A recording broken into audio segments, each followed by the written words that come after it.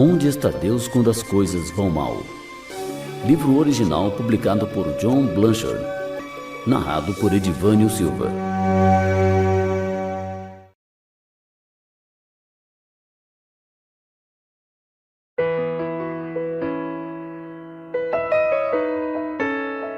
A vida não poderia ser melhor para aquela bonita adolescente americana, enquanto se preparava para mergulhar nas águas cintilantes da Baía Chesapeake.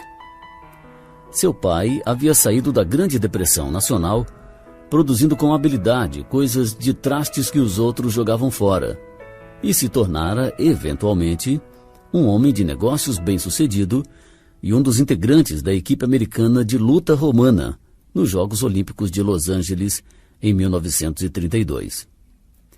Juntamente com suas 3 irmãs, ela havia assimilado os principais valores de seu pai, enquanto feriados aprazíveis com a família, esportes e um lugar na sociedade de honra da escola faziam parte integral dos seus anos tranquilos de adolescência.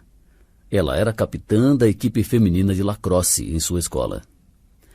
Em suas próprias palavras, até onde posso recordar, não havia nada além de felicidade cercando nossa vida e nosso lar. E para completar tudo, Deus também parecia estar a bordo. Ir à igreja era quase tão natural como respirar. E durante a adolescência, ela professava ser uma cristã bem comprometida. Ela deve ter sentido que estava no topo do mundo. Agora, quando o sol se ocultava no fim daquele dia quente de julho, ela antecipava a emoção de mergulhar por entre as águas frias e refrescantes. Ela flexionou suas pernas e braços bronzeados e mergulhou. 5 segundos depois, sua vida mudou completamente. Ao voltar-se para retornar à superfície, sua cabeça bateu em uma rocha, que deixou a adolescente no fundo arenoso da baía. Estendendo-se sem controle, ela sentiu algo semelhante a um choque elétrico, combinado com uma vibração, bem parecido com uma forte mola de metal sendo desenrolada repentina e agudamente. A adolescente tentou desesperadamente retornar à superfície, mas seus braços e pernas não reagiram às frenéticas mensagens de seu cérebro. Quando ela já estava quase incapacitada de reter o fôlego, uma elevação da maré a empurrou um pouco para cima. Sua irmã, Katie, desceu para agarrá-la e, com a ajuda de outros, colocou-a em terra seca. Uma ambulância levou-a às pressas ao hospital. E enquanto a sirene ecoava, a adolescente tentava lutar contra seus temores, recordando-se de versículos da Bíblia. O Senhor é o meu pastor, nada me faltará. Ele me faz repousar em pastos verdejantes. Salmos 23, 1 e 2. Na sala de emergência, estando confusa, temerosa e sentindo enjoos por causa do cheiro característico do hospital, ela recorreu novamente às Escrituras.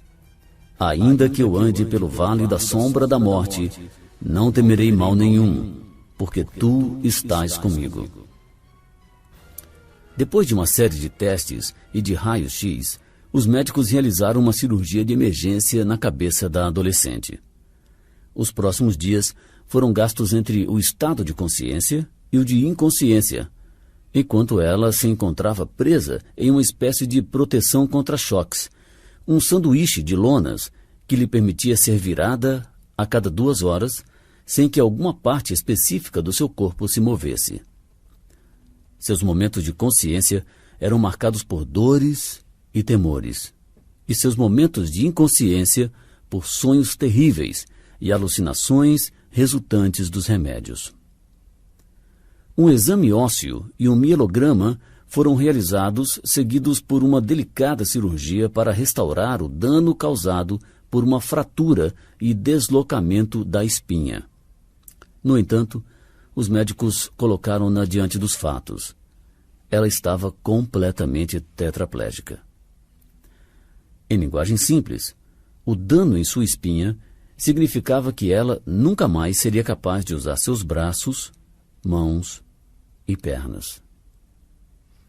Ela estava arrasada.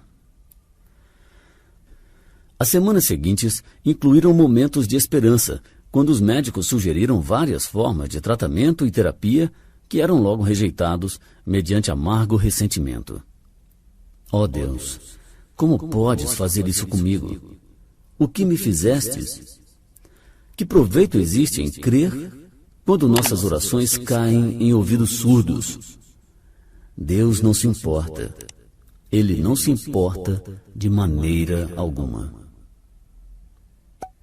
Tristeza, remorso e depressão caíram sobre ela, à semelhança de um cobertor grosso e sufocante. A angústia mental e espiritual eram tão insuportáveis quanto o tormento físico. Oh, como eu desejava ter nos dedos forças e controle suficiente para fazer alguma coisa, qualquer coisa, para acabar com a minha própria vida.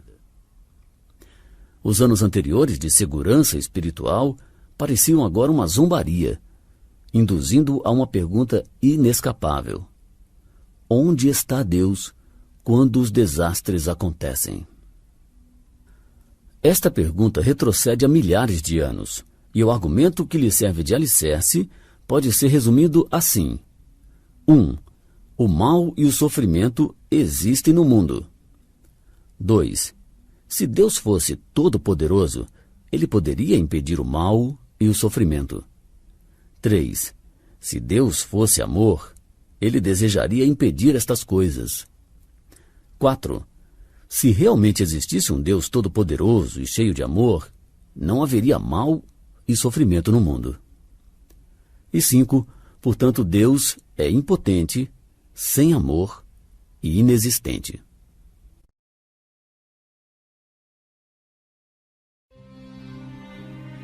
Deus no banco dos réus. A lógica parece bastante clara, e a acusação contra Deus ainda maior quando lemos o que a Bíblia nos diz sobre ele. A Bíblia afirma não somente que Deus é o Deus dos deuses e o Senhor dos senhores, poderoso e temível. Deuteronômio 10:17. E também que faz as coisas conforme o conselho da sua vontade. Efésios 1:11. Mas também diz que ele é misericordioso e compassivo, longânimo e assaz benigno. Salmos 103:8. A princípio, talvez pareça impossível conciliarmos estas afirmações com os acontecimentos de todos os dias no mundo que nos cerca. E visto sabermos que catástrofes, acidentes, doenças, males, dores, sofrimentos e morte constituem os fatos que presenciamos, muitos acham correto concluir que Deus não existe. Alguém até já disse: a história da raça humana não é nada mais do que uma história de sofrimento.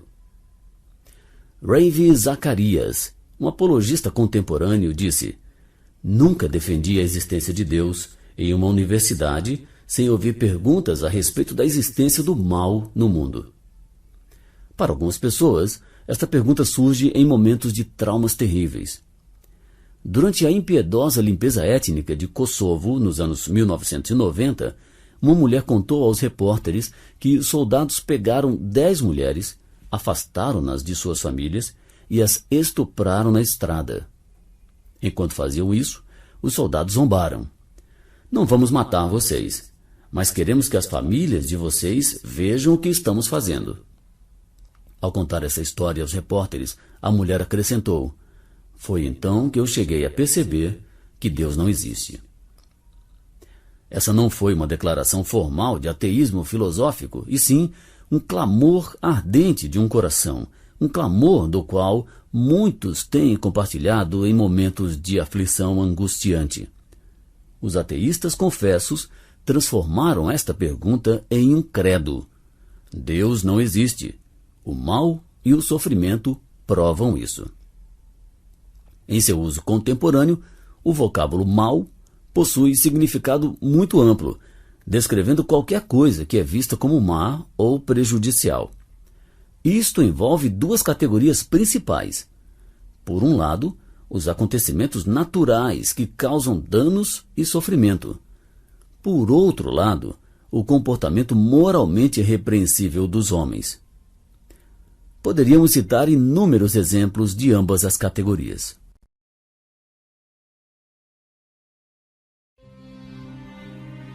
Desastres naturais. O sofrimento atribuído a causas naturais é mais facilmente considerado em termos de desastres naturais, e poucos exemplos falam por milhares de outros. Em 1319, as lavas da erupção vulcânica do Monte Etna mataram 15.000 pessoas na cidade de Catânia. Em 1755, o terrível terremoto de Lisboa destruiu completamente a cidade. Os efeitos foram tão abrangentes que as águas do lago Lomond, na Escócia, subiam e desciam vários centímetros a cada 10 minutos durante 1h30. Em 1923, quase 160.000 pessoas morreram no Japão quando terremotos abalaram Tóquio e Yokohama. Como estes acontecimentos se harmonizam com a afirmação bíblica de que nas mãos de Deus estão as profundezas da terra e as alturas dos montes lhe pertencem, que é o que está escrito em Salmos 95:4. Em 1953, uma elevadíssima maré de Cisígia precipitou-se com destruição sobre ambos os lados do Mar do Norte, matando aproximadamente 2.000 pessoas na Holanda e 300 na Inglaterra. Quando o furacão Mitch, apelidado de a tempestade do século, atingiu a América do Sul em 1998, 12.000 pessoas morreram afogadas ou foram arrastadas à morte, e milhões foram deixadas sem casa depois da chuva torrencial e ventos de até 240 km por hora. No último maior desastre natural do século XX, 30.000 pessoas morreram quando chuvas monstruosas atingiram a Venezuela em dezembro de 1999.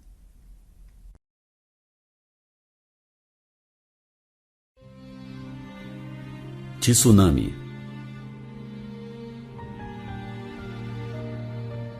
Às 7h58, horário local, em 26 de dezembro de 2004, as placas tectônicas, vários quilômetros abaixo da superfície, ao noroeste da Indonésia, se deslocaram com a força de mais de 1.000 bombas atômicas, provocando 36 terremotos, movendo trilhões de toneladas de água e realinhando uma seção de 1.000 quilômetros do leito do Oceano Índico. O maior terremoto registrou 9 graus na escala Richter, e a gigantesca elevação da água causou o tsunami, uma extensa e elevada onda que começou a correr pelo oceano a velocidade de 800 km por hora. 20 minutos depois, 5 ondas colossais deixaram a arruinada cidade comercial de Banda Aceh, na Sumatra. Milhares de pessoas morreram. Menos de 100 sobreviveram.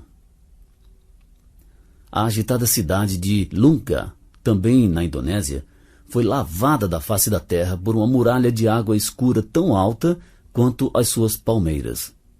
Somente 12 dos 10.000 habitantes de Lunga escaparam do dilúvio. O número oficial de mortos na Indonésia ultrapassou 110.000 pessoas.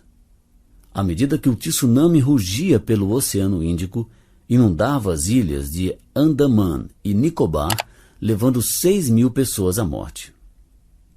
Em 80 minutos, o tsunami alcançou a costa da Tailândia, onde hotéis luxuosos como o Phuket, Koh Lanta, Koh Phi Phi e Krabi se encontravam diretamente em seu caminho.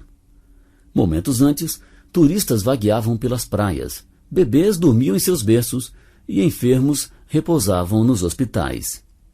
Homens de negócio, donas de casa e outros saíam para suas atividades diárias. Repentinamente, com menos do que alguns minutos de aviso, uma sucessão de ondas estupendas mudou para sempre o mundo destas pessoas. Um sobrevivente disse: "Foi como se alguém houvesse arrancado o tampão da terra."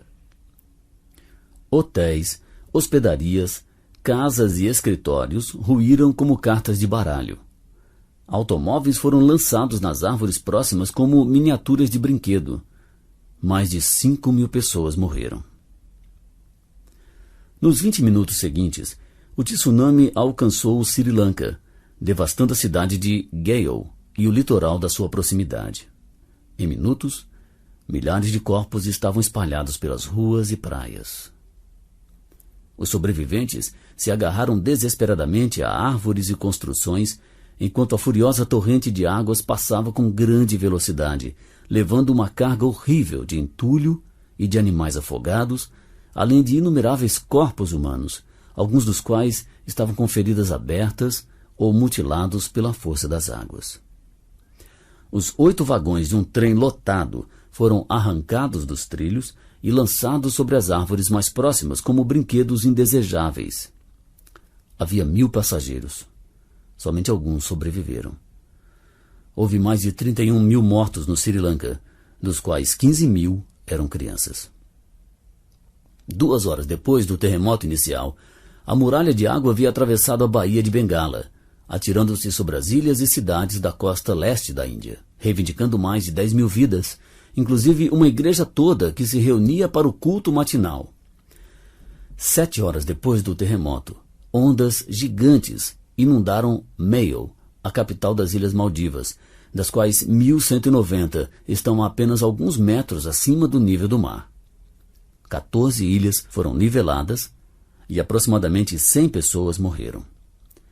1 hora depois, as ondas atingiram a costa da África, matando mais de 200 pessoas na Somália, Quênia e Tanzânia. Os dados oficiais apresentam o número de mortos acima de 175.000, mas o número verdadeiro nunca será conhecido. Um porta-voz das Nações Unidas declarou que, em referência à área afetada, esta foi a maior catástrofe natural da história da humanidade. O jornal inglês The Independent chamou a catástrofe de a onda que abalou o mundo. Algumas das ilhas da Ásia mudaram em vários metros a sua posição, tanto lateral como verticalmente. Na Inglaterra, a 12.000 quilômetros do epicentro, a Terra se moveu em extensão mensurável, e os geólogos ao redor de todo o mundo registraram as vibrações. O tsunami também abalou o mundo de outras maneiras.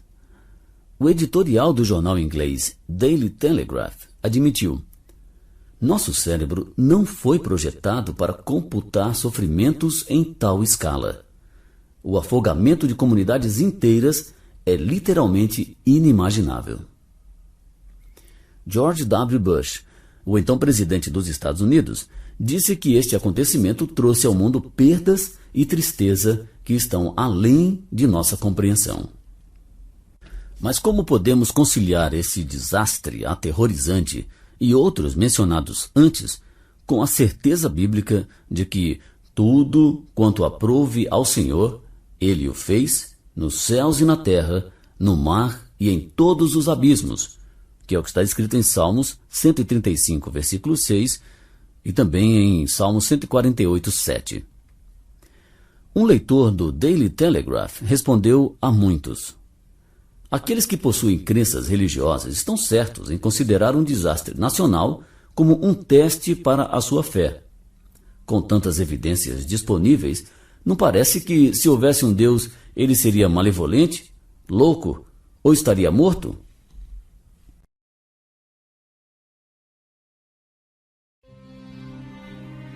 Desastre planejado?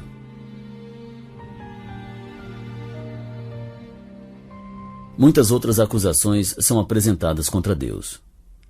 Nosso planeta pode suprir todas as necessidades fundamentais, mas está cheio de organismos vivos, desde os vegetais venenosos aos vírus, desde os tubarões assassinos às bactérias, que podem desfigurar, mutilar e nos destruir. O próprio ar que respiramos está, às vezes, contaminado por um tipo ou outro de agentes ameaçadores da vida. É isto que podemos esperar de um Deus que preserva todos com vida, que é o que está escrito em Neemias 9,6, e cujo veredito a respeito de toda a criação foi que tudo era muito bom, conforme Gênesis 1:31?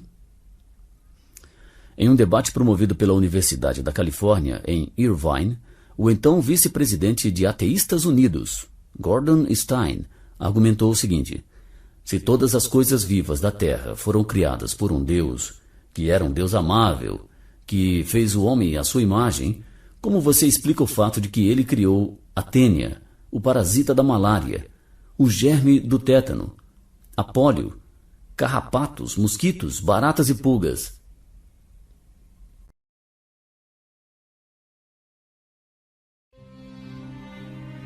Acidentes.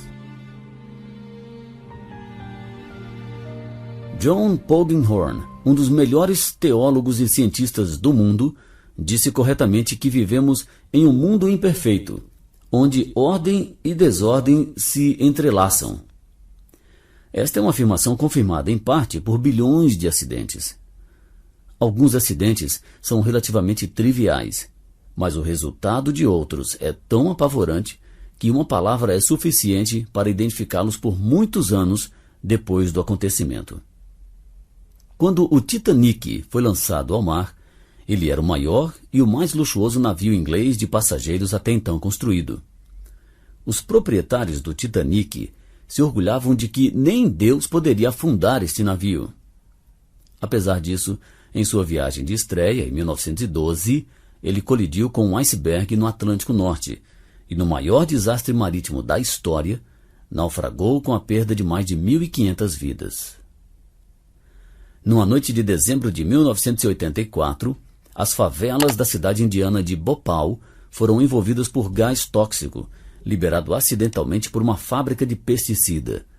Mais de 20 toneladas de metil isocianeto vazaram para a atmosfera. Sua nuvem venenosa queimou os tecidos dos olhos e dos pulmões das pessoas, atacando seu sistema nervoso central. Muitos perderam o controle das funções do seu corpo e em seus próprios fluidos morreram sufocados.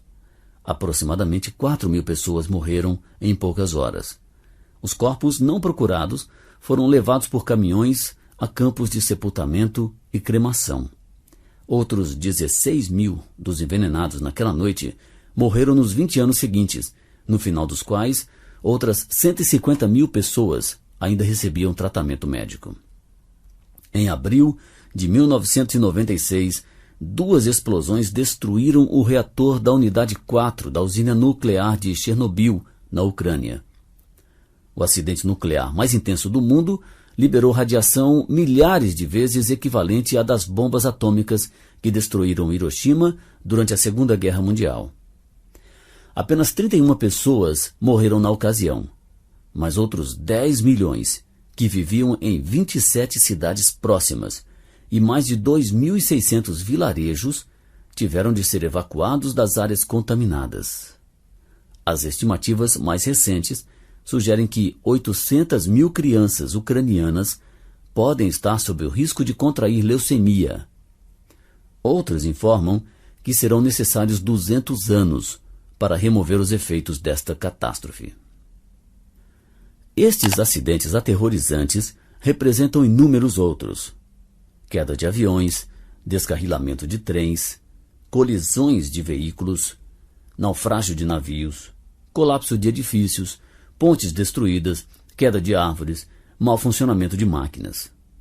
Em centenas de maneiras diferentes, cada novo dia acrescenta números aos milhões de pessoas mortas, feridas ou mutiladas por acidentes. De que modo tudo isto pode fazer parte do cenário bíblico no qual um Deus controlador e amável faz todas as coisas conforme o conselho da sua vontade? Efésios 1:11.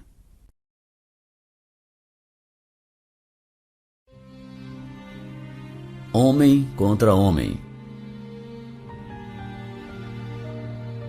Quando pensamos sobre o mal em sentido moral, geralmente temos em mente a desumanidade do homem para com o próprio homem, e a história está repleta disso.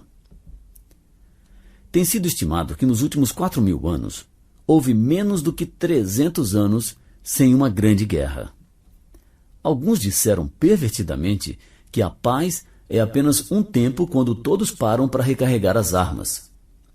Somente na Primeira Guerra Mundial foram mortos 30 milhões de pessoas. Os números sobre a Segunda Guerra Mundial são amplos em tal medida que nunca foram corretamente computados, mas incluem 6 milhões de judeus exterminados pelo ditador alemão Adolf Hitler, que os chamava de bactéria humana, no infame holocausto que fazia parte dos planos dele para estabelecer uma super-raça ariana. Homens, mulheres e crianças eram mortos em câmaras de gás durante 24 horas por dia nos campos de extermínio nazistas. E os restos daquelas pessoas, cabelo, pele, dentes de ouro, eram varridos e apanhados para se fazer almofadas, abajures e joias. Nem mesmo o repugnante derramamento de sangue de 2 guerras significaram o término de atrocidades severas. Os oponentes da Revolução Cultural do ditador chinês Mao Tse-tung nos anos 1950 foram executados a quantia de mais de 22 mil pessoas por mês. Nos anos 1970, o marxista cambojano Pol Pot assassinou mais de 1.500.000 dos seus compatriotas em menos de 2 anos. Em 94, uma selvagem guerra civil em Ruanda reivindicou 800 mil vítimas, dizimando o país e deixando aproximadamente 350 mil órfãos. 11 de setembro se tornou um dia muito conhecido por causa do audacioso ataque terrorista aos Estados Unidos em 11 de setembro de 2001. Em um ataque meticuloso e bem coordenado, 2 aviões comerciais foram sequestrados e arremetidos contra as torres gêmeas do World Trade Center, em Nova York.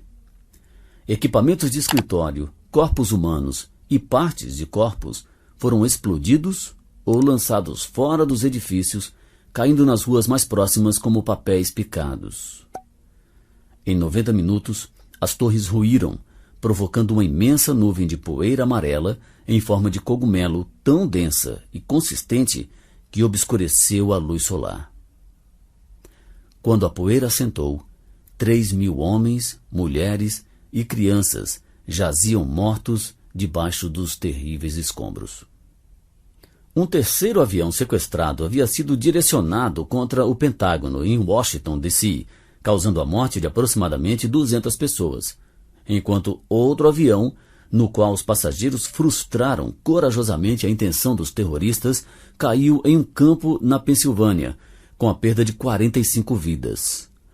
Foi o dia mais sangrento na história dos Estados Unidos desde a Guerra Civil, que terminou em 1865. Foi também o ataque mais devastador que o mundo já conheceu. Não devemos admirar o fato de que um editorial do jornal The Times chamou o 11 de setembro de 2001 de o dia que mudou o mundo moderno, ou que o jornalista Mark Almond, do Daily Mail, tenha escrito: a história nunca mais será a mesma. Antes de 1º de setembro de 2004, poucas pessoas tinham ouvido falar de Beslan, uma pequena cidade do sul da República Russa de Ossétia do Norte. No entanto, poucos dias depois, não havia menos do que 10.000 páginas eletrônicas referindo-se a Beslan em um único mecanismo de busca da internet.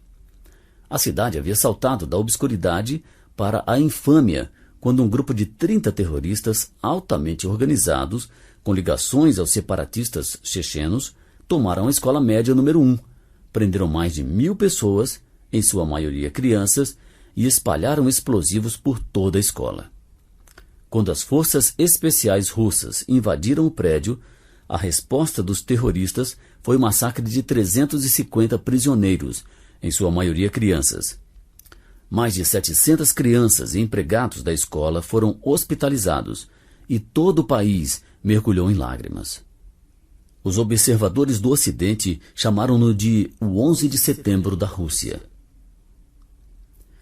Como estas atrocidades e muitas outras menores fazem sentido à luz do ensino bíblico de que Deus é a fortaleza do pobre e a fortaleza do necessitado na sua angústia, refúgio contra a tempestade e sombra contra o calor, e um soberano amável que guarda as veredas do juízo. Isaías 25:4 e Provérbios 2:8.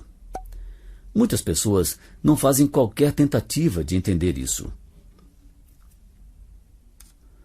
Durante a Segunda Guerra Mundial, o romancista britânico H. G. Wells escreveu: "Se eu sentisse que existe um Deus que está vendo as batalhas e mortes, todos os danos e horrores desta guerra, um Deus capaz de impedir estas coisas e que está fazendo isso para se divertir, eu cuspiria na sua face enganosa."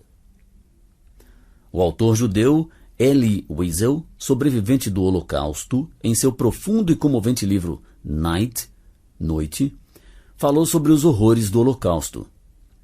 Os bebês eram garfados como se fossem fardos de palha. Crianças viam outras crianças sendo enforcadas, bem como sua mãe ou outro membro da família sendo lançado em uma fornalha repleta de corpos humanos, enquanto os prisioneiros gruinham: "Onde está Deus? Onde Ele está? Onde Ele está agora?" Quando o Holocausto acabou, Wiesel disse que tal experiência matou o seu Deus, sua alma, e reduziu a nada os seus sonhos.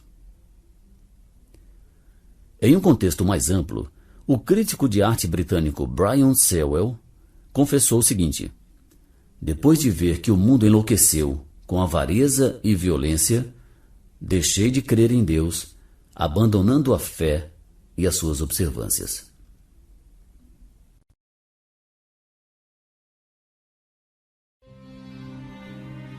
Perguntas. Para muitas pessoas, a argumentação contra Deus parece bastante inequívoca. Mas será que é mesmo? Antes de oferecermos uma resposta bíblica, temos que fazer algumas perguntas críticas. Por que os assuntos de bem ou mal, ou de sofrimento humano, causam tantos problemas? Se o filósofo britânico Bertrand Russell estava correto em rebaixar o homem, considerando um acidente curioso em água estagnada, por que deveríamos nos inquietar com o fato de que vidas terminam rápida ou repentinamente em paz ou com sofrimentos, uma por uma, aos milhares? Se Peter Atkins, professor de Oxford, outro ateísta dogmático, está certo ao chamar a humanidade de apenas um pouco de lodo em um planeta, por que devemos ficar remotamente preocupados com o extermínio sistemático de 6 milhões de judeus ou 500 mil de ruandeses? Ficamos traumatizados quando vemos o lodo sendo pisoteado ou lançado em grande quantidade no esgoto? Todo mundo chorou por causa da morte e destruição trazidas pelo tsunami no Oceano Índico. Mas por que não temos a mesma angústia com o destino de besouros, bactérias, ratos e répteis?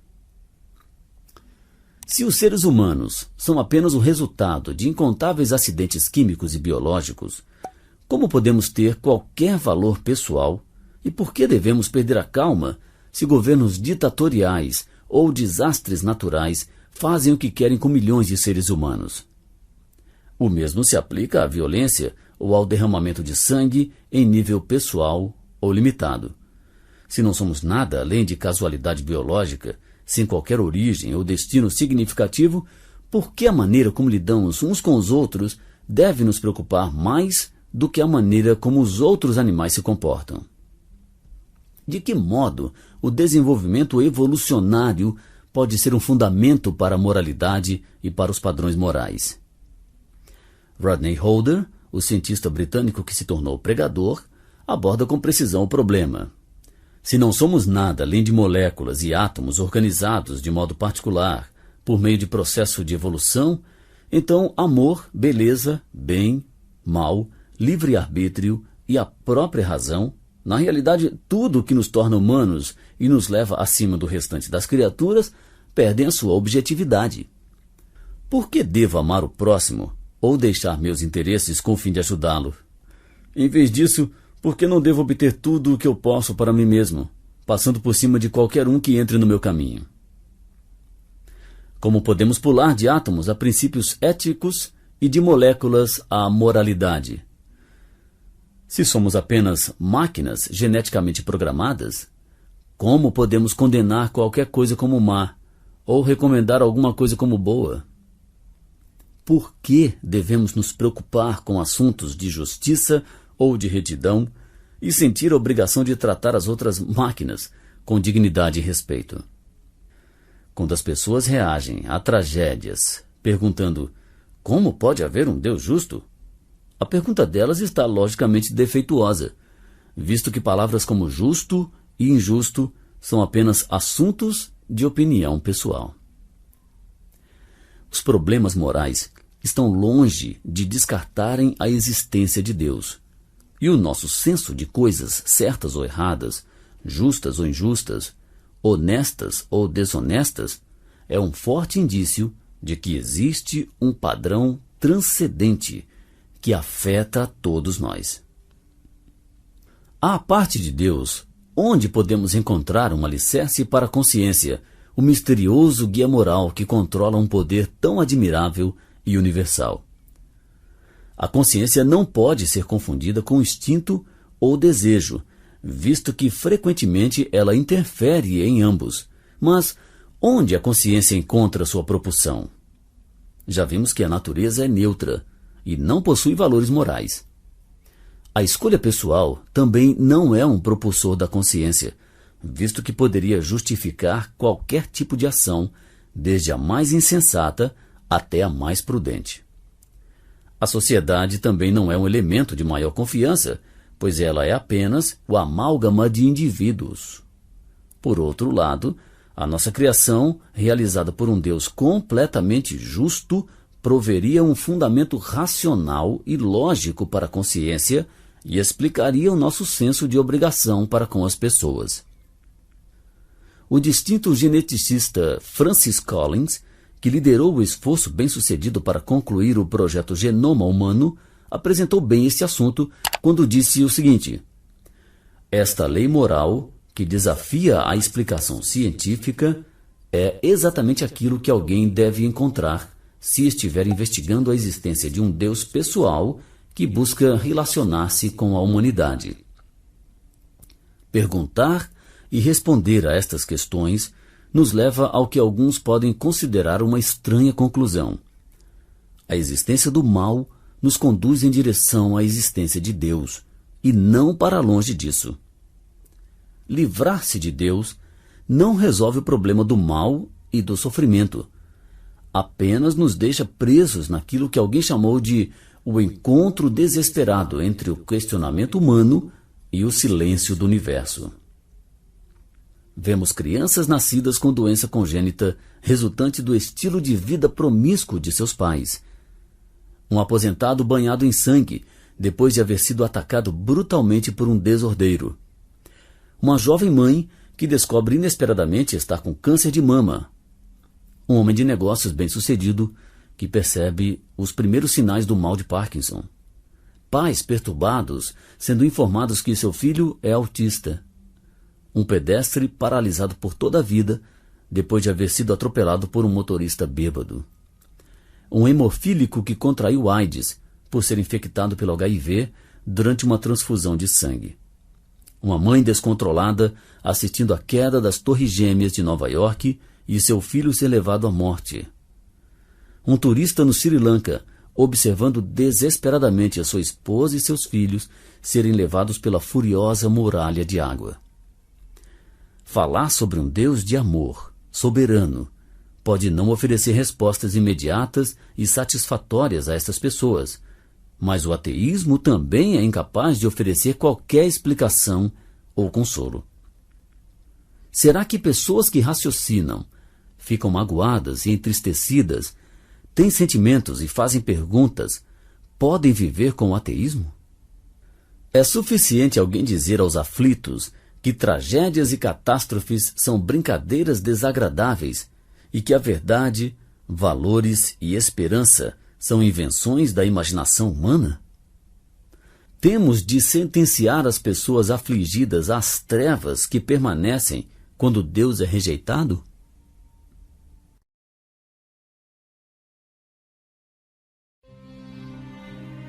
Fatos embaraçosos. Estas não são as únicas perguntas que precisam ser feitas. Outras surgem quando encaramos alguns fatos básicos. Embora o nosso planeta forneça alimento suficiente para satisfazer aos 6 bilhões de habitantes, milhões ainda morrem de fome a cada ano por causa da nossa poluição egoísta da atmosfera, nossa exploração ou má administração dos recursos do planeta e das políticas corruptas de regimes ditatoriais. Como podemos culpar a Deus por essas coisas? Ele é responsável pelo desvio de fundos de ajuda a vítimas de desastres para os bolsos de governadores tiranos e políticos avarentos? Milhões estão morrendo de fome na Índia, enquanto a religião nacional proíbe o uso de vacas como alimento. O hinduísmo tem milhares de deuses criados pelos homens. O problema crônico de alimentação na Índia pode ser culpa do Deus que eles ignoram? Sofrimento tem sido frequentemente causado por erro ou por incompetência dos homens.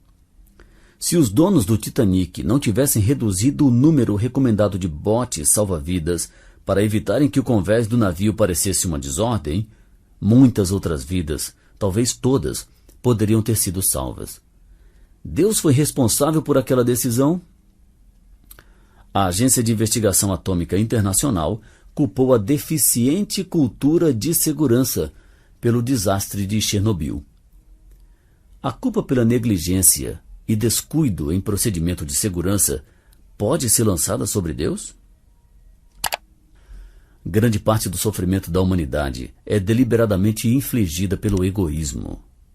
Os fumantes que ignoram todos os avisos de saúde e sofrem de câncer de pulmão ou doenças do coração. Os alcoólatras inveterados que sofrem de cirrose.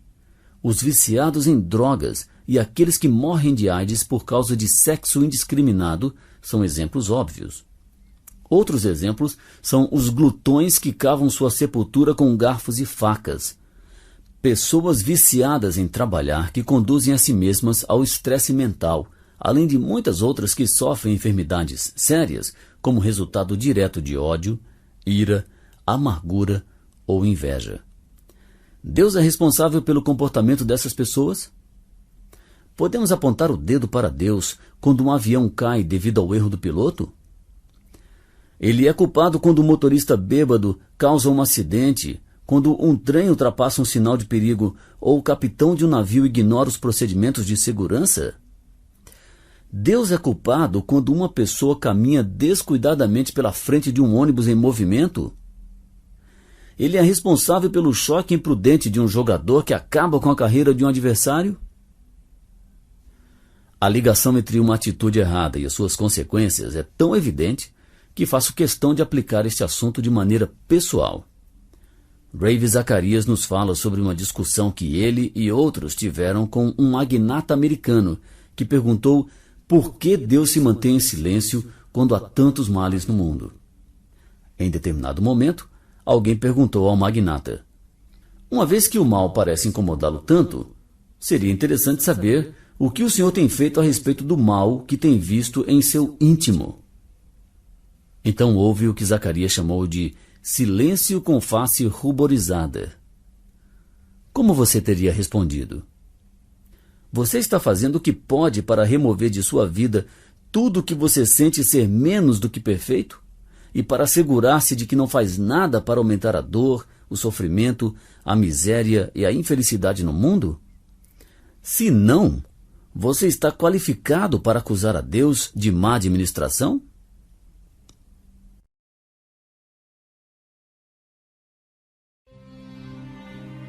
A Bíblia diz. A Bíblia fala muito sobre este assunto, mas em nenhum de seus livros ela oferece respostas simples e eloquentes para solucionar todos os problemas, acabar com a dor e esclarecer todas as dúvidas. Em vez disso, a Bíblia afirma, em referência aos mais profundos de todos os assuntos, que vemos como em espelho, obscuramente nesta vida. Essa é uma referência a 1 Coríntios 13:12. Os céticos podem considerar isto como uma evasiva do assunto, mas tal argumento pode ser facilmente contrariado. Primeiramente, A própria existência de um Deus verdadeiramente transcendente é um mistério. Se pudéssemos entender tudo o que existe para sabermos a respeito de Deus, ele não seria mais Deus. Em segundo lugar, não existe qualquer fundamento lógico para admitirmos que Deus tem de dar explicações para todas as coisas que acontecem no mundo. Podemos afirmar com seriedade que temos o direito de receber essas explicações? Em terceiro, dizer que a Bíblia não nos fala sobre tudo não significa que ela não nos conta nada. Ser deixado com dúvidas não é o mesmo que ser deixado na ignorância. Como podemos saber todas as coisas se não temos pleno conhecimento de tudo? Dizer que se não vemos todo o quadro, não vemos quadro nenhum, é arrogância disfarçada de inteligência. Até o crente mais forte admite existirem coisas na vida que nos deixam com dúvidas e sem respostas. Qualquer pessoa que negue estas coisas e tente encontrar uma resposta simples para todas as questões resultantes da ocorrência do mal e do sofrimento está em uma jornada inútil. Em quarto lugar, Deus afirma em Isaías 55, 8 e 9: Porque os meus pensamentos não são os vossos pensamentos, nem os vossos caminhos os meus caminhos. Porque assim como os céus são mais altos do que a terra, assim são os meus caminhos mais altos do que os vossos caminhos, e os meus pensamentos mais altos do que os vossos pensamentos. Então, como podemos entender tudo o que Deus poderia nos contar? Existe uma imensa distinção entre a maneira como pensamos e a maneira como Deus pensa. Qualquer pessoa que discorde disso está sofrendo não somente de ilusões de grandeza, mas também de loucura. Em quinto lugar, ao mesmo tempo que a Bíblia não nos diz tudo o que desejamos saber, ela nos revela tudo o que precisamos saber. E no que se refere ao mal e ao sofrimento, a Bíblia nos leva para bem longe de todas as ocorrências das coisas sobre as quais temos discutido e nos mostra como tudo começou e para onde tudo está se encaminhando.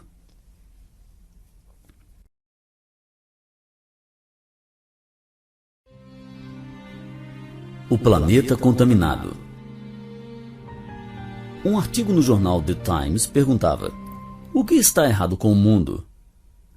Em correspondência posterior, a resposta mais curta foi sem dúvida a melhor de todas. Em resposta à sua pergunta, o que está errado com o mundo? A resposta: eu. Sinceramente, G.K. Chesterton. A confissão do famoso escritor inglês endossa o fato de que, se procuramos alguém para culpá-lo pelo mal e o sofrimento, não estamos em posição de apontar o dedo acusador para Deus. A Bíblia diz que, ao criar o mundo, Deus o fez sem qualquer defeito, refletindo a sua natureza perfeita. É o que está escrito em Gênesis 1:31.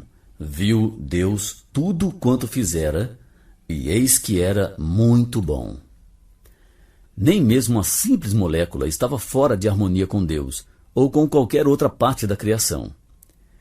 Incluída na perfeita harmonia do universo estava a raça humana, distinta de todo o resto da criação, por ser feita à imagem de Deus, conforme está escrito em Gênesis 1:27, uma expressão que nos ensina pelo menos 3 coisas a respeito do homem.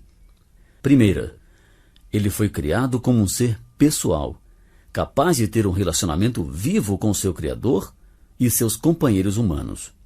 Segunda, ele foi criado como um ser moral e com uma consciência que lhe revelava por natureza a diferença entre o certo e o errado. E a terceira coisa, ele foi criado como um ser racional, capaz não somente de pensar, tirar conclusões e tomar decisões sensatas, mas também de fazer especificamente escolhas morais. Embora a perfeição moral estivesse estampada no homem originalmente na criação, ele não era um robô, programado para fazer tudo o que Deus mandasse. Em vez disso, o homem tinha a capacidade de obedecer a Deus e a liberdade de desobedecer-lhe. Esse estado de perfeição durou até que um anjo, ou espírito criado, chamado Satanás, que já se havia rebelado contra a autoridade de Deus, persuadiu Adão e a sua esposa, Eva, a não crerem em Deus e a desobedecerem às suas orientações claras.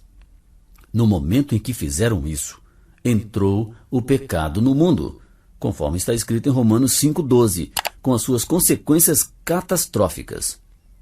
Por exemplo, o relacionamento do homem com Deus, o relacionamento que dependia de obediência absoluta, foi rompido. O homem manteve a sua natureza espiritual, mas perdeu a sua vida espiritual. Ele continuou sendo uma pessoa, mas perdeu a união dinâmica com seu Criador. Ele perdeu a sua inocência e seu livre arbítrio moral. A natureza do homem se tornou contaminada com ideias, atitudes e afeições ímpias. A personalidade do homem também foi corrompida. Ele perdeu a sua autoestima e, pela primeira vez, soube o que significa ser culpado, alienado, envergonhado, ansioso e temeroso. Os relacionamentos interpessoais do homem também foram envenenados por suspeita, desonestidade, desconfiança e necessidade de justificar-se. E por fim, o corpo do homem tornou-se sujeito à decadência, enfermidade e morte, coisas que nunca fizeram parte da constituição original do homem. Estes desastres são mais do que história antiga ou algo que ler e considerar irrelevante para nossos dias. Adão pecou como um representante de toda a raça humana. E visto que a humanidade é uma totalidade integrada, Adão levou consigo toda a espécie.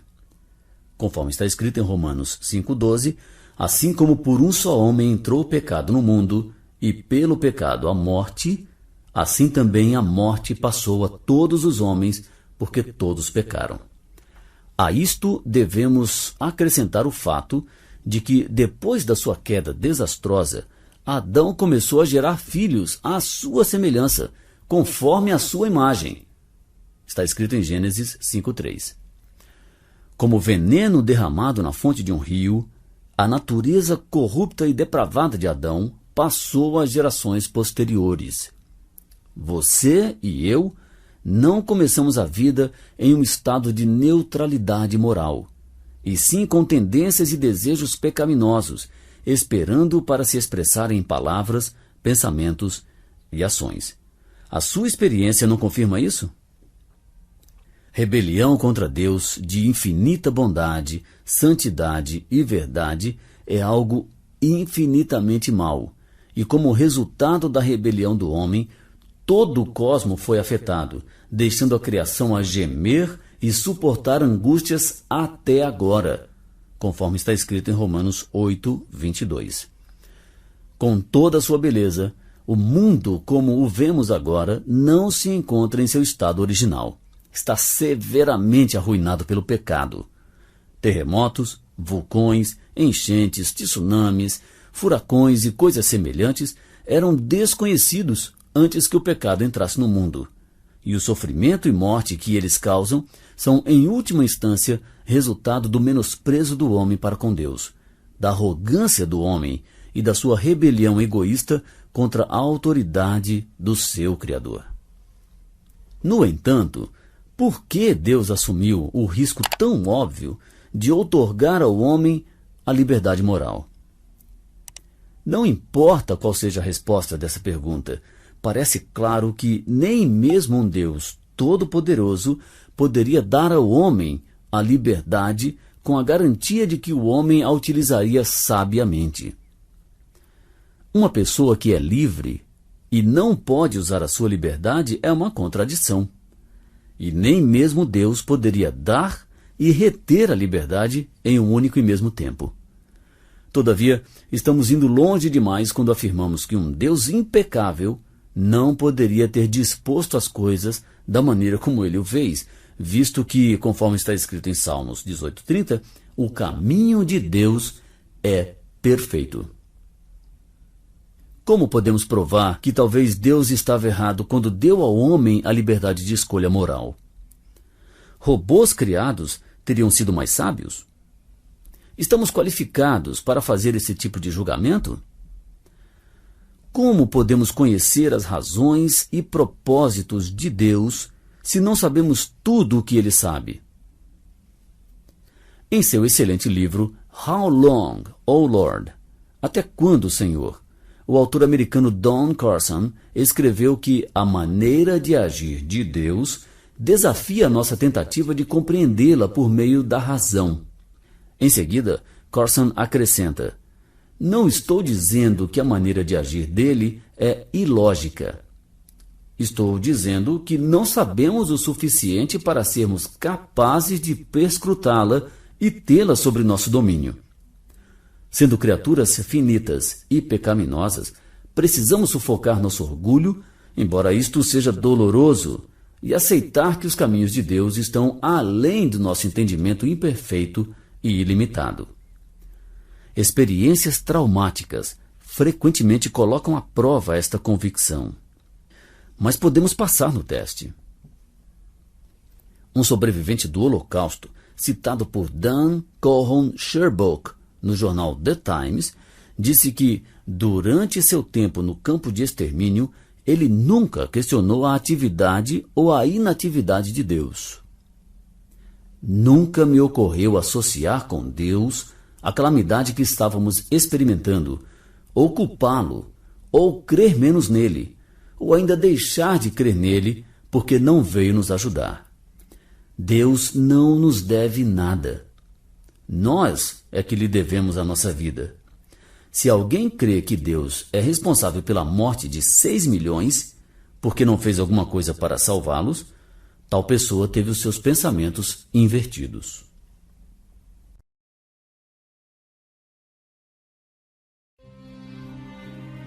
Um Deus que interfere? Mas um Deus todo-poderoso e cheio de amor não poderia agir para impedir o sofrimento causado pelo mal? Podemos começar a responder essa pergunta fazendo outra. Que tipo de Deus faria isso sempre que o desejássemos? Em um debate na Universidade da Califórnia, em Davis, Edward Tabash disse que Deus é um monstro moral e lançou esse desafio. Se você está ouvindo, se você está realmente aí, mostre-se imediatamente. Faça um milagre colossal. Mostre-me algo maior do que um boato antigo, a fim de provar a sua existência. Quando nada aconteceu, Tabash declarou que havia provado ali a sua tese. Mas ele perdeu de vista o fato de que um Deus que se permitisse receber ordens dessa maneira estaria sujeitando a outros a própria qualidade que o torna um Deus. Um Deus que pula sempre que alguém grita, pule, existe tão somente em contos de fadas.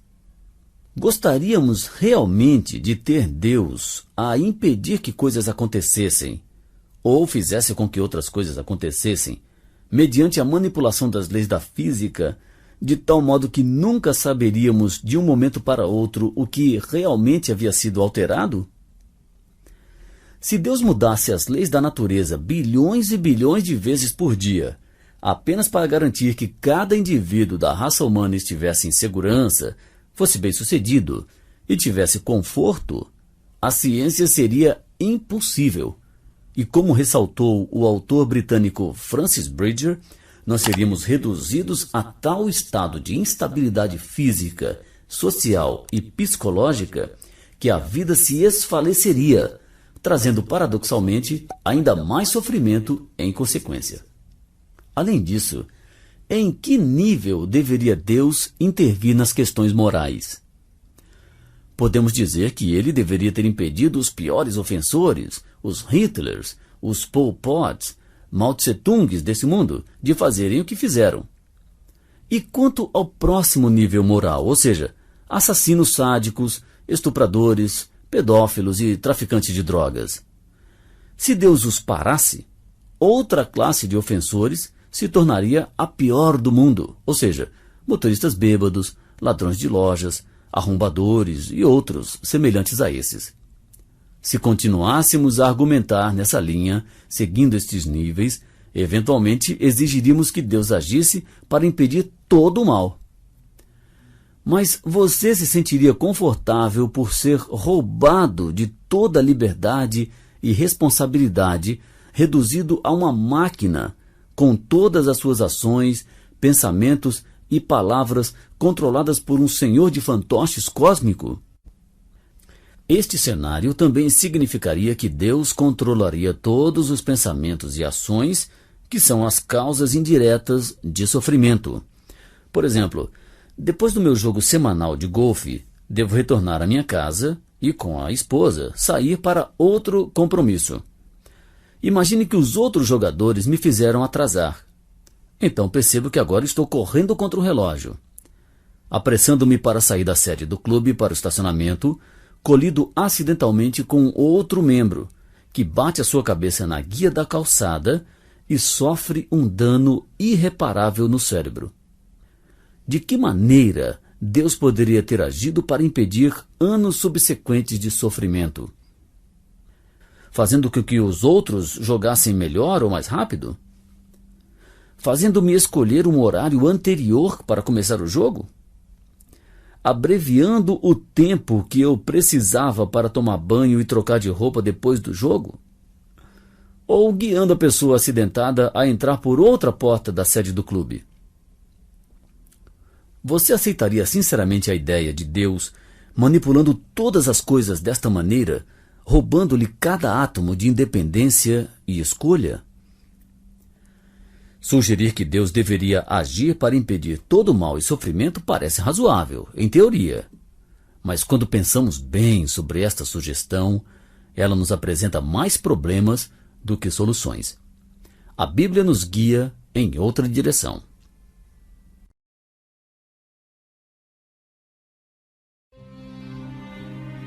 Um caso histórico. O tratado mais abrangente do assunto do mal e do sofrimento é a história de um homem chamado Jó, que viveu há mais de 3.000 anos.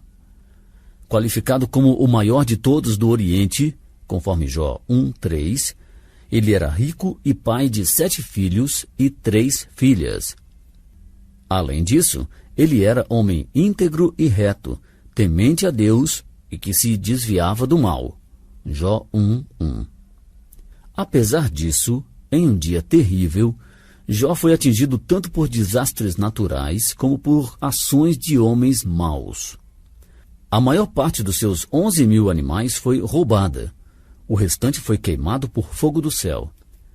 Muitos dos empregados de Jó foram mortos, e os seus 10 filhos pereceram quando um tornado destruiu a casa em que realizavam uma festa.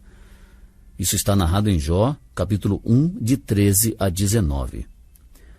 Mas depois deste holocausto pessoal, Jó lançou-se em terra e adorou ao Senhor e disse: Nu saí do ventre de minha mãe e nu voltarei.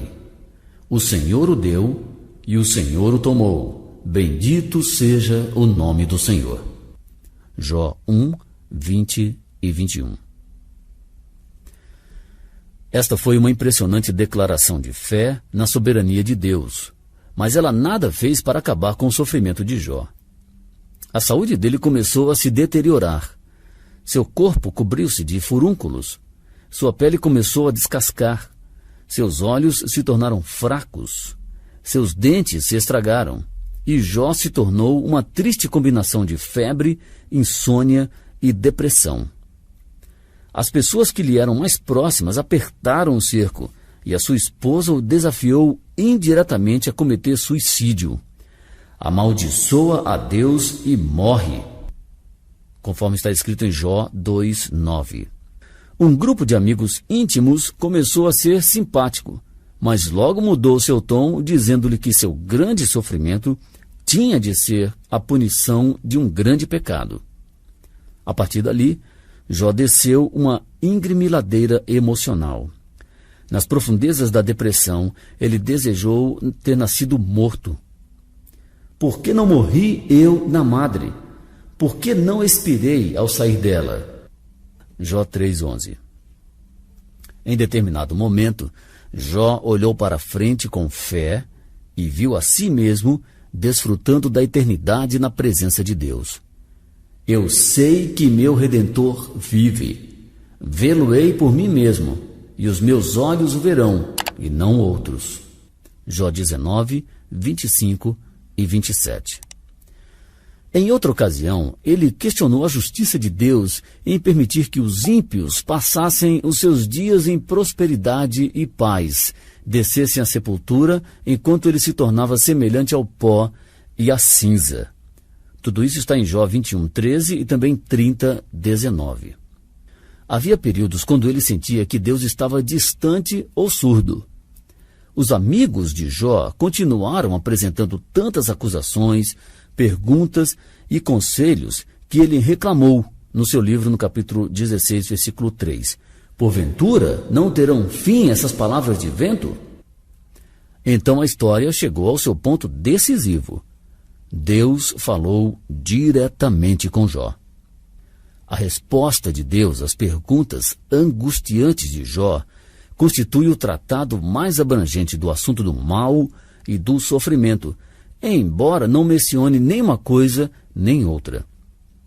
Deus seguiu um caminho diferente. Por meio de uma série de perguntas, Jó foi constantemente lembrado da maneira como o mundo natural revelava a avassaladora grandeza e poder de Deus, em contraste com a dependência e fraqueza do homem. Jó 38:33 diz: Sabes tu as ordenanças dos céus?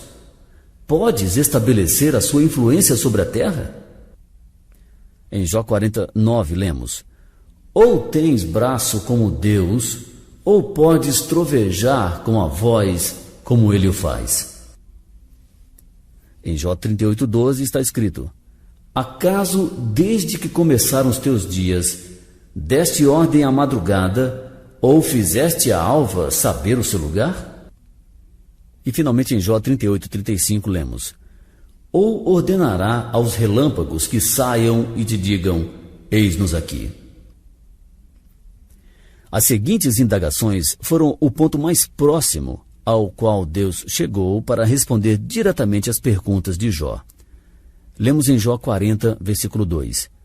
Acaso quem usa de censuras contenderá com o Todo-Poderoso? Em Jó 48 lemos: Acaso anularás tu, de fato, o meu juízo? Ou me condenarás para te justificares?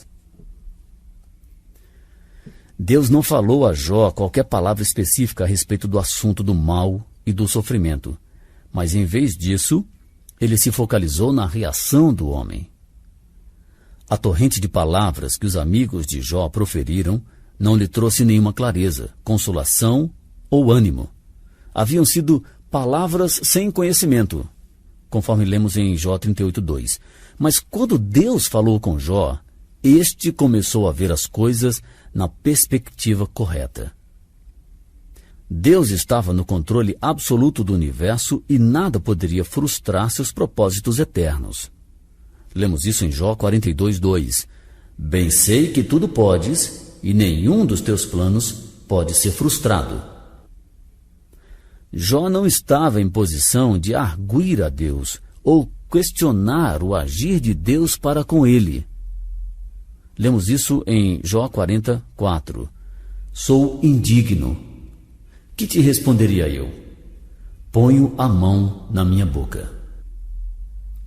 Ele não tinha conhecimento de todos os fatos.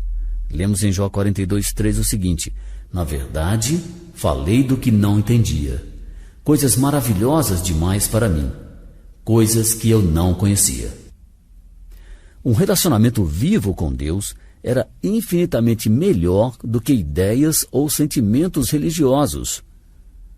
Jó declara no capítulo 42, versículo 5: Eu te conhecia só de ouvir, mas agora os meus olhos te veem. Jó deveria confessar que estivera errado em questionar o poder, a justiça e o amor de Deus e render-se humildemente a ele. Em 42:6 do livro de Jó lemos: por isso me abomino e me arrependo no pó e na cinza. Existem princípios importantes aqui. Jó não obteve as respostas detalhadas para suas perguntas específicas, mas ele aprendeu a confiar em Deus, mesmo quando não podia ver a mão dele nos acontecimentos. Isto não significava render-se ao destino, e sim, como disse o pregador escocês Herbert Carson, em palavras comoventes, Jó estava reagindo como uma criança que, na escuridão, achava-se envolvida nos braços de seu pai. Deus não nos dá todas as respostas que desejamos. Afirmar que ele faz isso tanto é cruel como absurdo. O escritor australiano Peter Blomfield o expressou desta maneira: a última coisa necessária a uma pessoa ferida é a voz de conselheiros opiniosos que presumem interpretar a providência. Uma mensagem que ecoa poderosamente da experiência de Jó é esta: é menos importante conhecer todas as respostas do que conhecer e confiar naquele que tem as respostas. Apropriar-se disto pode ser uma experiência libertadora. Alguns anos atrás, minha esposa estava sendo afligida por uma depressão clínica que ameaçava sua vida e abafou cruelmente a sua fé. Parecia não haver alívio quando 2 vezes na mesma semana pessoas escreveram para ela usando quase as mesmas palavras, recordando-lhe amavelmente que Deus não estava sob qualquer obrigação de explicar qualquer coisa que ele havia feito ou permitido em nossas vidas. Isto não trouxe as respostas que desejávamos às nossas perguntas, mas depois de 1 dia ou 2, a nuvem sufocante havia se retirado e Joyce emergiu com fé renovada e aprofundada.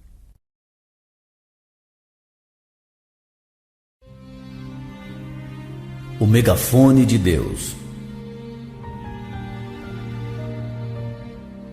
Em seu famoso livro The Problem of Pain, O Problema do Sofrimento, C.S. Lewis, o erudito mundialmente respeitado, escreveu: Deus sussurra para nós em nossos prazeres, fala em nossa consciência, mas grita em nossos sofrimentos. É o megafone dele a acordar um mundo surdo. Lewis estava correto. Para muitas pessoas, a vida é completamente egocêntrica. Se Deus faz parte dos pensamentos dessas pessoas, é apenas como um serviço de emergência, a ser chamado quando as coisas ficam ruins e elas têm uma necessidade particular. Tais pessoas precisam lembrar que não somos o centro do universo, nem estamos no controle das forças da natureza. Com frequência, Deus usa um tipo ou outro de sofrimento a fim de ajudar essas pessoas a perceberem a terrível realidade e poder do mal, a corrigirem a sua maneira de pensar, terem uma perspectiva correta sobre a vida e a buscarem a ajuda de Deus. Milhões de crentes, durante milhares de anos, têm experimentado pelo menos 6 maneiras como Deus faz com que o mal resulte em bem para aqueles que confiam nele. Primeiramente, existem ocasiões em que o sofrimento desenvolve confiança na sabedoria transcendente de Deus. Quando Jó queixou-se de sua experiência traumática, Deus não lhe deu uma explicação clara e detalhada, e ainda acrescentou que Jó poderia acusá-lo de falta de cuidado e amor, se tão somente pudesse equiparar-se à sabedoria e ao poder dele. Vemos isso em Jó 38:4 e também no capítulo 40, versículo 2. Onde estavas tu quando eu lançava os fundamentos da terra? Dize-me se tens entendimento. Acaso quem usa de censuras contenderá com o Todo-Poderoso? Quem assim argue a Deus que responda. Na Grécia, conheci um crente que era cego e tinha ambas as pernas amputadas. Apesar da situação, ele me disse: não tenho queixas contra Deus. De qualquer maneira, as pernas pertenciam a ele. Deus tem o direito de fazer com elas o que quiser. Em segundo lugar, Deus às vezes usa o mal e o sofrimento para dar ao crente um ponto sobre o qual ele pode focalizar a sua fé. Vivendo em Judá no ano 600 a.C., o profeta Abacuque sentiu-se confuso com a aparente indiferença de Deus em face da degradação moral da nação israelita.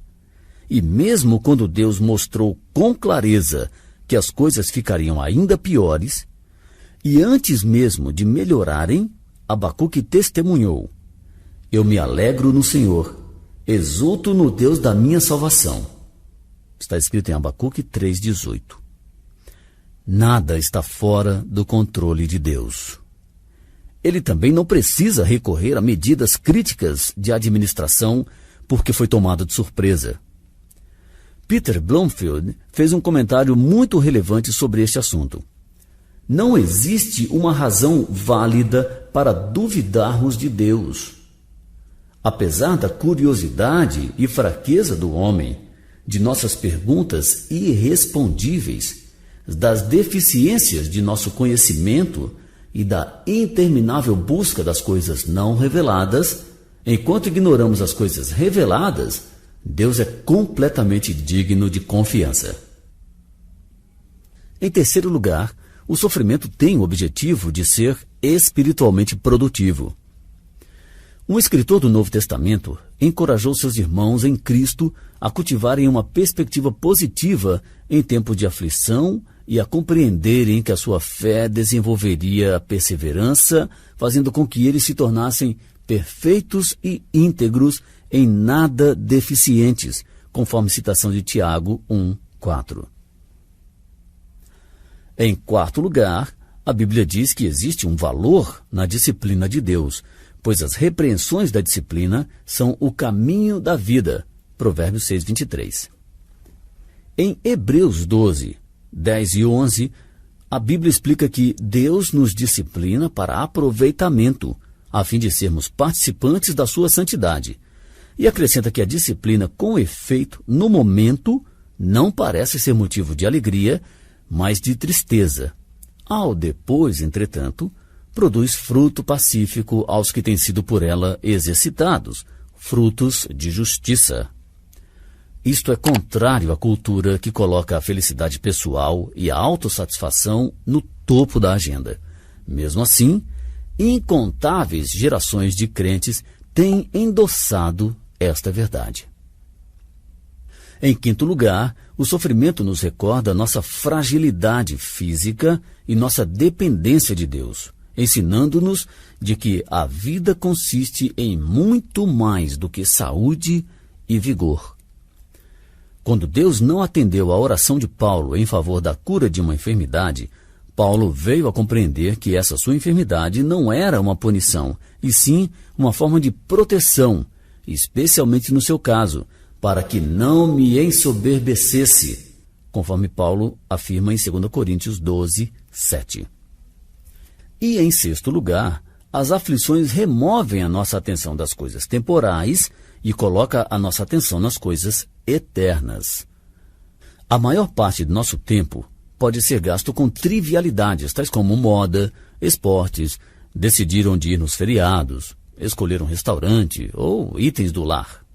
Todavia, quando um desastre maior se torna manchete, ou um acidente, ou uma doença séria nos atingem, essas trivialidades se tornam irrelevantes e somos frequentemente levados a pensar com seriedade a respeito da certeza de nossa própria morte e do que podemos encontrar após a morte.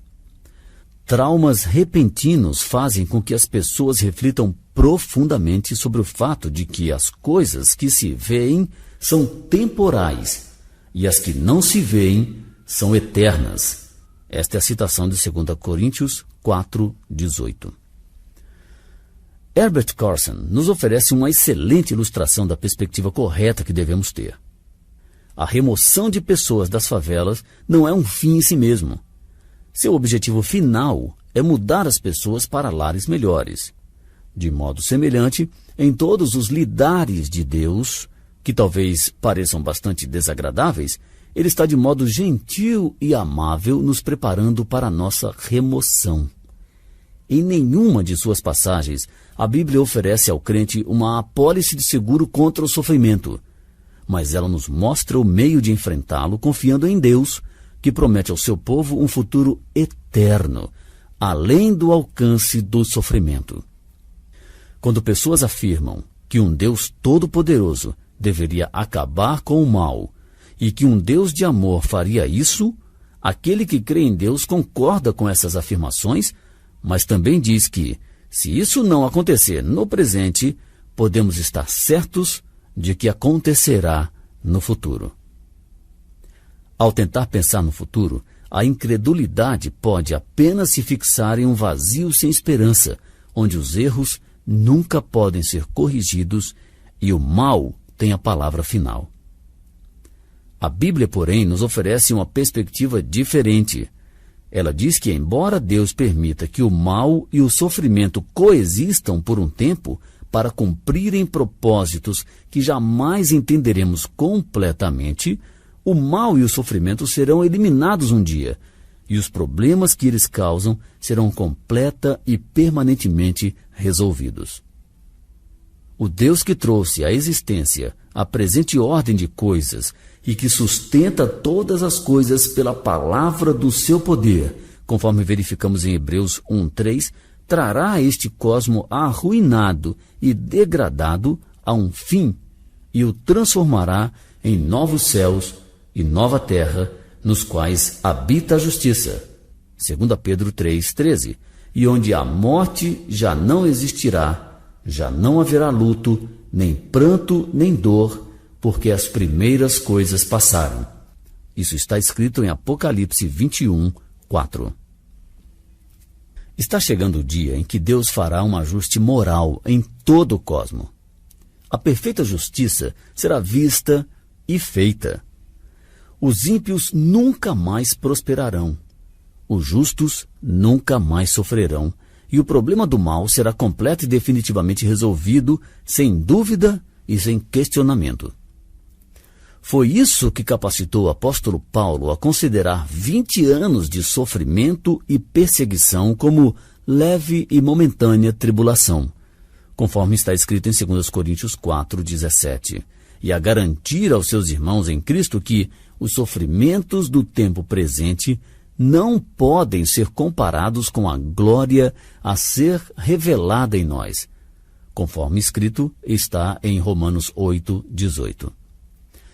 A existência do mal e do sofrimento não elimina a possibilidade da existência de Deus, e a existência de Deus garante ao seu povo a eliminação do mal e do sofrimento. Se limitarmos os nossos pensamentos tão somente a tempo e a espaço, nunca entenderemos o assunto do mal e do sofrimento. Respostas para as indagações sobre o significado e propósito da vida estão fora da caixa em que o ateísmo opera. Assim como o movimento das marés não é compreensível se não sabemos nada a respeito da atração gravitacional da Lua, assim também uma maneira de pensar encaixotada nunca pode achar respostas que tranquilizem nossa mente e satisfaçam o nosso coração. Uma resposta bíblica para o mal e para o sofrimento ultrapassa o tempo e o espaço, porque está fundamentada em um relacionamento pessoal com Deus, que não é um espectador impotente da agonia humana, mas está no controle de tudo o que acontece.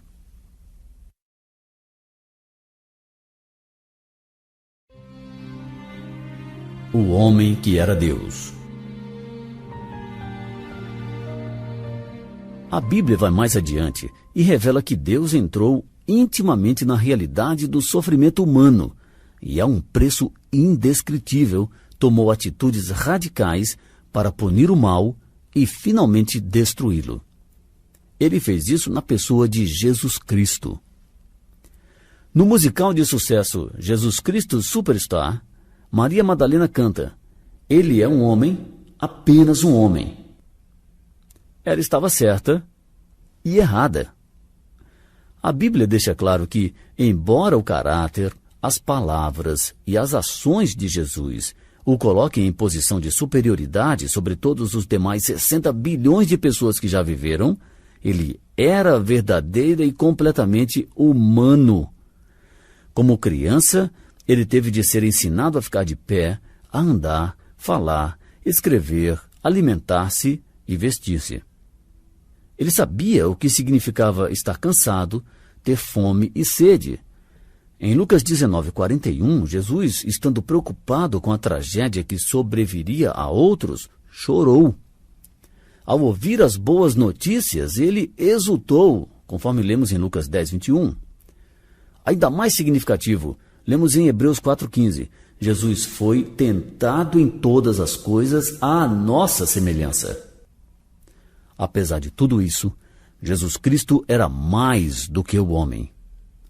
Centenas de anos antes do seu nascimento, os profetas enviados por Deus prometeram que um dia ele interviria na história da raça humana, enviando um grande libertador, o Messias, que providenciaria a resposta perfeita às grandes necessidades dos homens.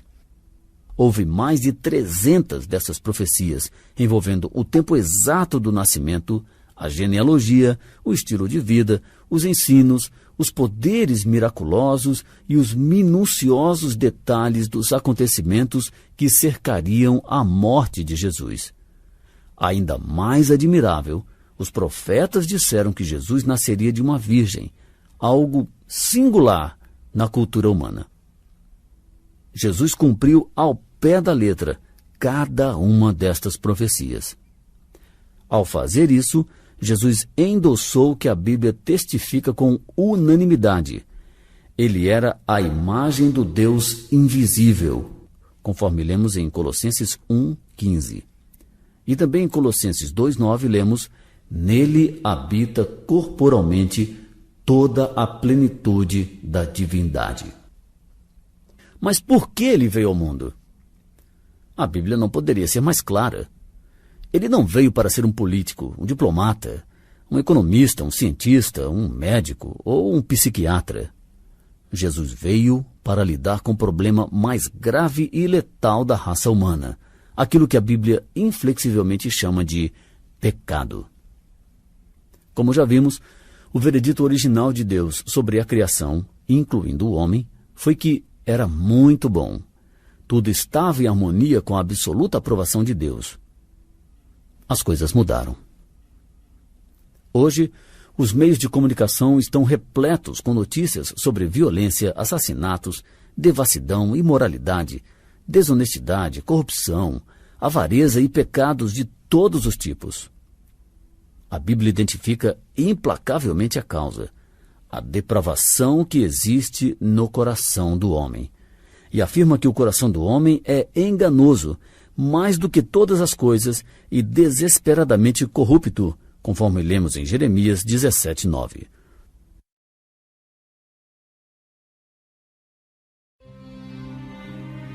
O Salvador que sofreu.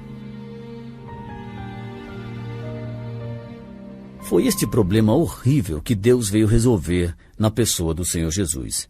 E ao fazer isso, Jesus suportou toda a aflição e sofrimento que o pecado causa. Isso foi expresso de maneira poderosa nas seguintes palavras escritas nos anos 1960. No final dos tempos, bilhões de pessoas se apresentaram diante do trono de Deus. Muitas retrocederam ante a luz que resplandecia diante delas. Mas alguns grupos que estavam na frente conversavam veementemente, não com temor servil, e sim com agressividade. Deus pode nos julgar? Como ele pode saber algo a respeito do sofrimento? Questionou uma moça ousada. Ela puxou com rapidez a manga de sua veste para mostrar o número tatuado de um campo de concentração nazista. Suportamos terror, espancamento, tortura, morte. Em outro grupo, um homem curvou seu pescoço dizendo: "O que vocês acham disso?" Ele perguntou mostrando uma horrível marca de corda. Linchado por ser negro e não por cometer algum crime. Em outra multidão, uma estudante grávida com olhos taciturnos murmurou: "Por que eu tive de sofrer? Não foi minha culpa." Espalhados ante o trono, havia milhares de grupos como esses. Cada pessoa tinha uma queixa contra Deus por causa do mal e do sofrimento que Ele, Deus, havia permitido nesse mundo. Quão feliz estava Deus em viver no céu, onde tudo era doçura e luz, onde não havia lágrima, nem medo, nem fome, nem ódio. O que Deus sabia a respeito de tudo que os homens tinham sido obrigados a suportar neste mundo? Deus leva uma vida muito tranquila, eles diziam. Cada grupo apresentou seu líder, escolhido por haver sofrido mais do que os outros daquele grupo. Um judeu, um negro, alguém de Hiroshima, uma pessoa que fora horrivelmente afligida por artrite e uma criança teratogênica. No centro da aglomeração, eles conversavam entre si. Por fim, estavam prontos para apresentar o seu caso e o fizeram com muita perspicácia. Antes de se qualificar para ser o juiz deles, Deus tinha de suportar o que eles haviam suportado. Haviam chegado ao veredito de que Deus fosse condenado a viver na terra, como homem. Deveria nascer como judeu. A legitimidade do seu nascimento teria de ser questionada. Ele deveria realizar uma obra tão difícil que a sua própria família pensaria que ele estava louco quando tentasse realizar essa obra. Ele deveria ser traído por seus amigos íntimos, enfrentar falsas acusações, ser julgado por um júri preconceituoso e condenado por um juiz medroso. Deveria ser torturado e, por fim, entender o que significa ser terrivelmente abandonado e deixado solitário. Depois, ele deveria morrer em agonia, de tal modo que não haveria dúvidas quanto à sua morte, e grande número de testemunhas deveriam comprová-la. Enquanto cada líder anunciava a parte de sua sentença, um intenso murmúrio de aprovação saiu dos lábios das pessoas ali reunidas. Quando o último líder terminou de proferir a sentença, houve um silêncio prolongado. Ninguém proferiu nenhuma palavra. Ninguém se mexeu, pois todos sabiam que Deus já havia cumprido a sua sentença.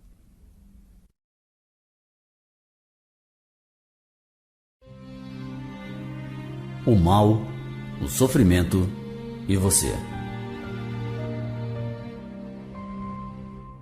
Essas poderosas palavras enfatizam a verdade estupenda. Deus entende nosso sofrimento porque Ele mesmo o experimentou.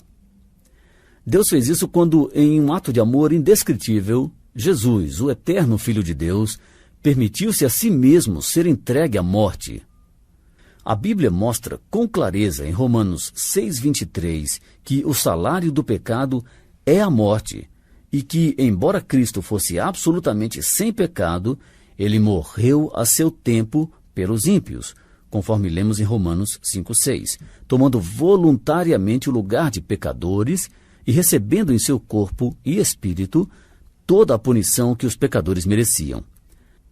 Nas palavras da Bíblia, em 1 Pedro 3,18, lemos: Cristo morreu uma única vez pelos pecados, o justo pelos injustos, para conduzir-vos a Deus.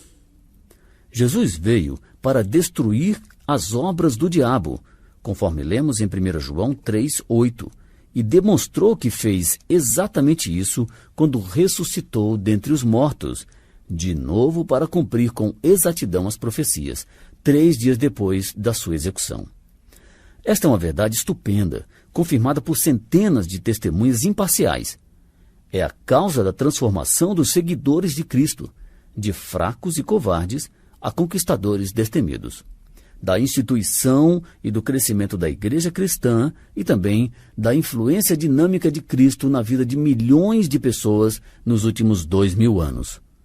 Agora, como mediador entre Deus e os homens, conforme está em 1 Timóteo 2,5, Cristo oferece o perdão de pecados e um relacionamento vivo e eterno com Deus a todos os que se converterem de sua vida egocêntrica e se entregarem a Ele como Salvador e Senhor.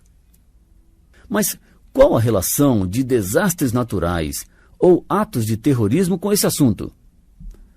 Uma vez, Jesus lembrou ao povo aquilo que, para a época, era uma catástrofe. Uma torre de Jerusalém ruíra, matando 18 pessoas. Deixando de lado as especulações correntes, Jesus fez uma pergunta e respondeu sobre as vítimas antes de acrescentar um aviso inconfundível aos seus ouvintes. Essa passagem está em Lucas 13, 4 e 5. Ele disse: cuidais que aqueles 18 sobre os quais desabou a torre de Siloé e os matou eram mais culpados que todos os outros habitantes de Jerusalém? Não eram, eu vos afirmo. Mas se não vos arrependerdes, todos igualmente perecereis. As lições são muito claras. Algumas pessoas veem o 11 de setembro como o juízo de Deus sobre os Estados Unidos e a devastação realizada pelo tsunami em dezembro de 2004 como a ira de Deus contra os pecados daqueles que perderam a vida. Mas Jesus deixou claro que não há qualquer base para dizermos que as vítimas desses dois desastres eram os piores pecadores dos lugares onde estavam e que mereciam perecer, enquanto outros foram preservados. Tampouco temos o direito de acusar Deus de julgamento errado e aterrorizante ao selecionar aleatoriamente pessoas para morrerem de maneira injusta. Devemos aceitar o fato de que, em sua infinita sabedoria, ele reteve sua mão protetora, permitindo que tais acontecimentos se realizassem, para cumprirem propósitos que estão além de nossa compreensão limitada, mas que incluíam a advertência do julgamento que sobrevirá a todos aqueles que rejeitam os conselhos dele. Se isto lhe parece muito severo, permita-me exortá-lo com urgência a pensar que é somente pela misericórdia de Deus que toda a humanidade ainda não foi destruída.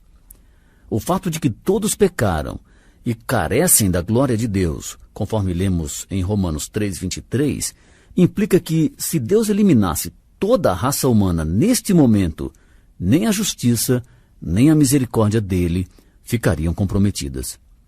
Se Deus enviasse um juízo universal e imediato, você não estaria vivo para terminar de ouvir essa frase.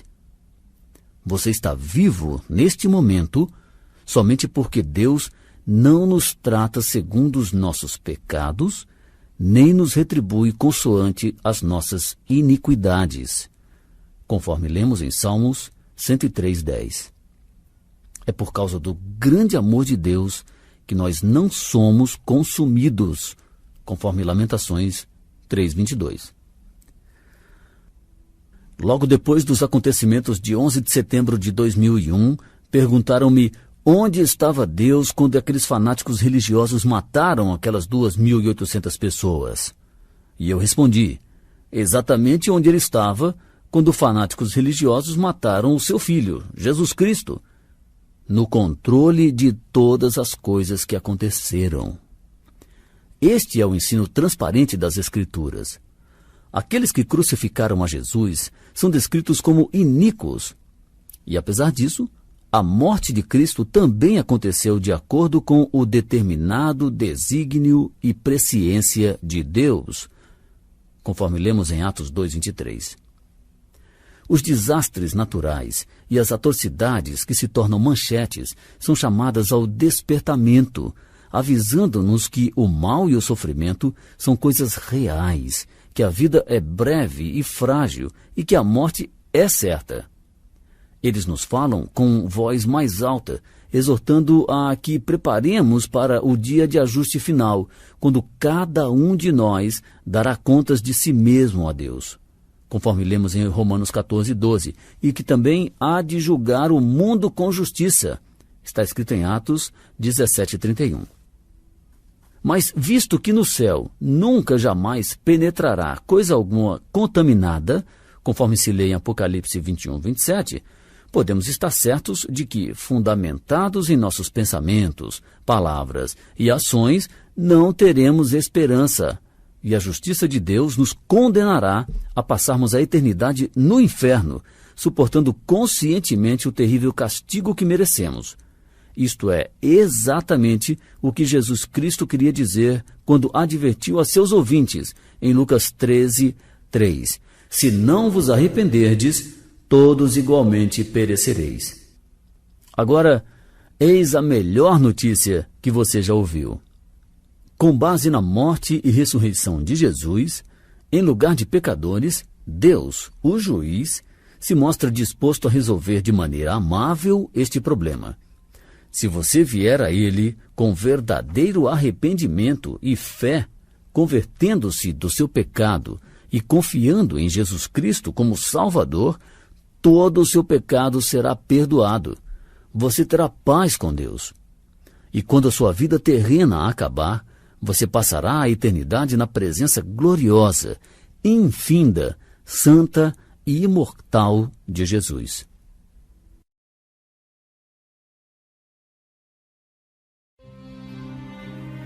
Post-scriptum. A história com a qual começamos a narração deste livrete não terminou com uma tetraplégica amargurada e inerte. 2 anos depois de haver quebrado o pescoço, Joni Eareckson ainda se encontrava em um estado de profunda depressão, mas a sua vida espiritual se tornou mais e mais clara, e a sua fé se tornou mais forte e mais firme. Ela também desenvolveu uma habilidade notável de pintar com um pincel preso entre os dentes, e os quadros e pinturas de Joni se tornaram tesouros colecionáveis. Em 1979, ela fundou a organização Joni e Amigos, cujo ministério, incluindo um programa diário de rádio, levado ao ar por mais de 1.000 pontos de transmissão, tem proporcionado imensa ajuda a milhares de pessoas ao redor do mundo. Outra faceta deste ministério já distribuiu 25.000 cadeiras de roda em países subdesenvolvidos. Joni Eareckson Tada agora está casada e já recebeu diversos títulos de reconhecimento de seminários, faculdades e outras entidades americanas e internacionais. E os 30 ou mais livros de Joni refletem uma fé radiante em Deus que transcende todas as dores e privações. Eis uma citação. Meu acidente não foi uma punição por algo errado da minha parte, quer eu merecesse, quer não. Somente Deus sabe por que eu fiquei paralítica. Talvez Ele soubesse que eu seria mais feliz servindo-o. Se eu tivesse boa saúde, nem posso dizer como teria sido a minha vida. Eu provavelmente poderia ter vagueado pela vida, casamento, talvez divórcio, insatisfeita e desiludida. Sou realmente grata a Deus porque Ele fez algo para me chamar a atenção e para me transformar. Hoje, quando olho para trás, fico convencida de que todos os acontecimentos relacionados à minha paralisia foram inspirados pelo amor de Deus. Não foi o ímpeto de uma brincadeira cruel da parte de Deus. Ele tinha razões por trás do meu sofrimento, e conhecer essas razões tem feito toda a diferença no mundo. Em uma das milhares de reuniões em que Joni tem falado, em 40 países, ela ressaltou o princípio que a tem sustentado durante os anos de sofrimento.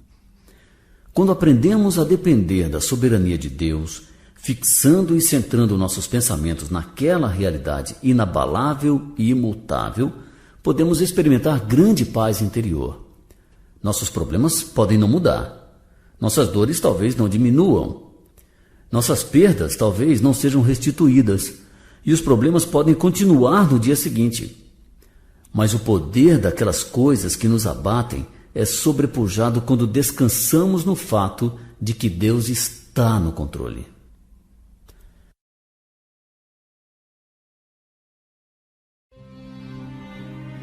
Aproveite o dia.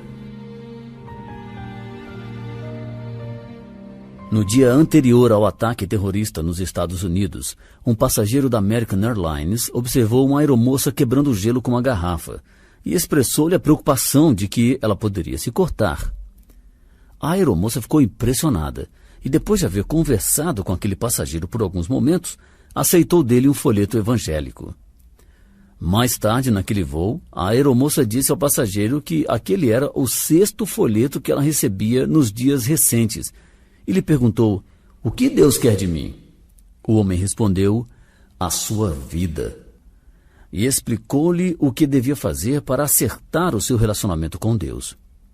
Em menos de 24 horas, aquela moça estava no primeiro dos aviões a se chocarem contra as torres do World Trade Center. Enquanto você termina de ouvir este livreto, permita-me exortá-lo a pensar cuidadosamente a respeito de duas coisas. A primeira é que Deus fez esta maravilhosa promessa que está em Jeremias 29:13.